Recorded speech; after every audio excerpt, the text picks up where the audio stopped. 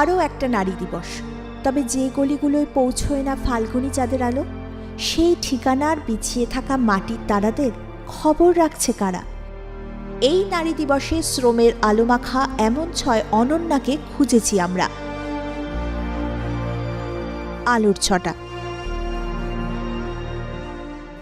এই যে শহরে আমরা বসে আছি কলকাতা, এখানে দেবী দুর্গার আরাধনা কি বড় স্ট্রেচারে হয় সেটা আমাদের সকলেরই জানা।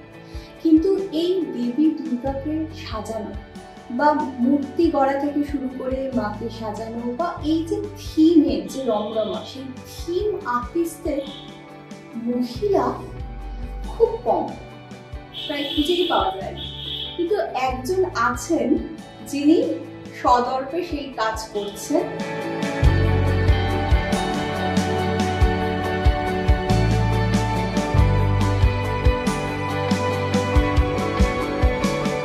আমার সঙ্গে রয়েছেন শিল্পী অদিতি চক্রবর্তী। মা দুর্গার আরাধনা, কিন্তু অদ্ভুত ব্যাপার যে মূর্তি গড়ায় বা থিমে সাজানো বা মাকে সাজানো বা প্যান্ডেল সজ্জা, সেখানে মহিলাদের উপস্থিতি এত কম। হ্যাঁ, উপস্থিতি খুবই কম।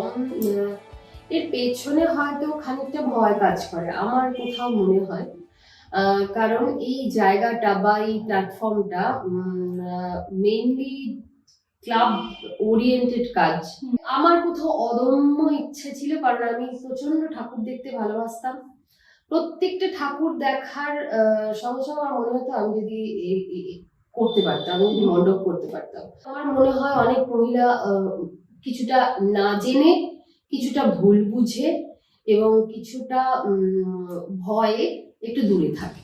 এই প্রফেশনে এর আগে কখনো সেভাবে কোনো মহিলাকে দেখা যায়নি বলে এটা আরো জাঁকিয়ে বসেছে বলে মনে হয়। কোথাও ওই মেল ডমিনেটেড একটা প্ল্যাটফর্ম, মানে আমি বলতে চাই ক্লাবের খুব কম ক্লাব আছে যারা যেখানে মহিলা উপস্থিতি আছে। সেক্ষেত্রে কি হয়, হয় একজন মেয়ে হিসেবে কোথাও ভয় করে বা কোথাও বললাম না আনকমফোর্টেবল ফিল হয়, আর কোথাও এই বাধাটা যদি কাটিয়ে উঠতে পারে তখন দেখবে এই 10টা লোকই এত কোঅপারেটিভ, এত তুমি যদি ভালো কাজ দাও তারা কিন্তু তোমার মাথায় করে রাখবে। কখনো এরকম মনে হয়েছে যে আমি যদি ছেড়ে যাই তাহলে তো আর কেউ কোনোদিন আমার পিছনে এসে দাঁড়াবার সাহসটাই পাবে না বা আমার সঙ্গে দাঁড়ানোর সাহসটা পাবে? হ্যাঁ, একদমই তাই। মানে আমি মানে অ্যাজ এ ওমেন আর্টিস্ট যদি আমি কাজ করে থাকি, আমি অনেক কিছু বেনিফিটও পেয়েছি। কোনো বছরেই মনে হয়নি যে এবছর লাস্ট বাবা এটা কোনো রকম কমপ্লিট করি আর করবো না, এটা মনে হয়নি। কিন্তু অবশ্যই ডিফিকাল্টিজ এসছে। নবমী হলো তোমার হলো নেক্সট ইয়ার কি হবে, নেক্সট ইয়ারের কি প্ল্যান, এই জিনিসটা হতেই থাকে।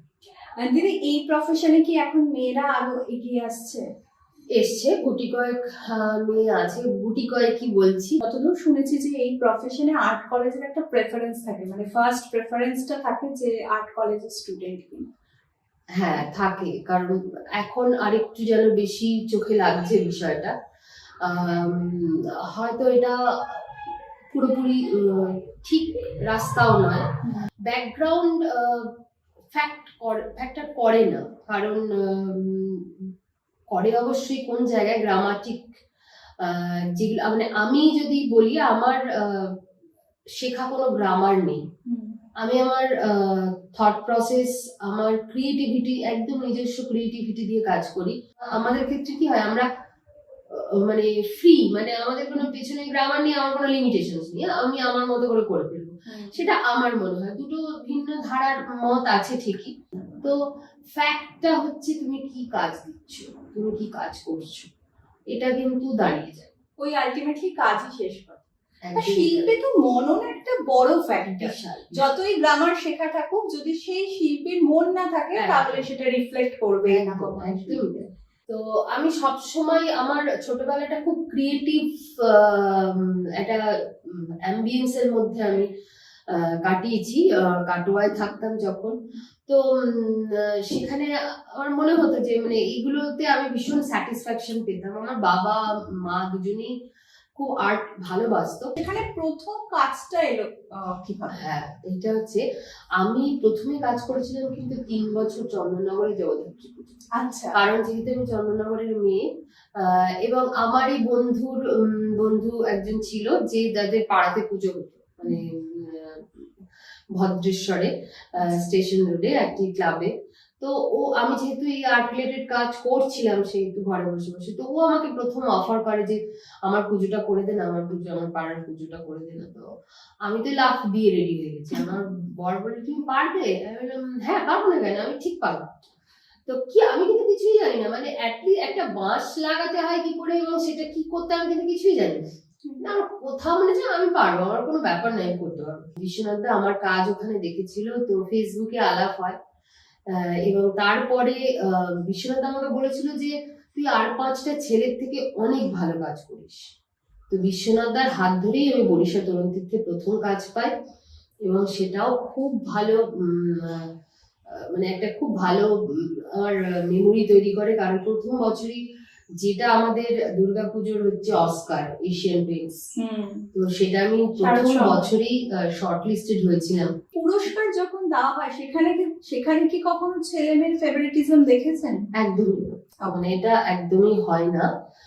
এখানে কাজটাই মূল কথা। এবছর পুজোতেও নিশ্চয়ই আমরা দেখতে পাবো আপনার থিমে। এবারে 2টো ক্লাবের কাজ করছে, একটা চালতা বাগান লোহাপট্টি আর একটি বকুল বাগান। থ্যাংক ইউ সো মাচ দিদি, অনেক ভালো থাকবেন। আবারও নারী দিবসের অনেক শুভেচ্ছা। Thank you so much.